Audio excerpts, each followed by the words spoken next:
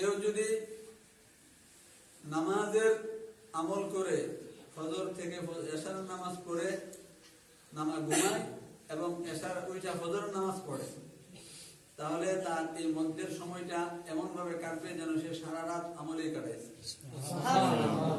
আজকের এই রাতে যদি আমরা এশার নামাজ পড়ে থাকি, ফজর নামাজ যদি রক্তের সাথে করি, তাহলে কি এই সারা রাত সবে কদরের যে আমল আছে, যত আমল আছে, সমস্ত আমলের সব আমরা পেয়ে যাবো। ইনশাআল্লাহ। এই জন্য যে কথা বলছিলাম যে এই রাতটাতে হাদিসে বলা হয়েছে যে এই রাতে কি করতে হবে? হ্যাঁ, সারা রাত আমল করে কাটাইতে হবে, পরের দিন রোজা রাখতে হবে এবং সম্ভব হইলে কি করতে হবে?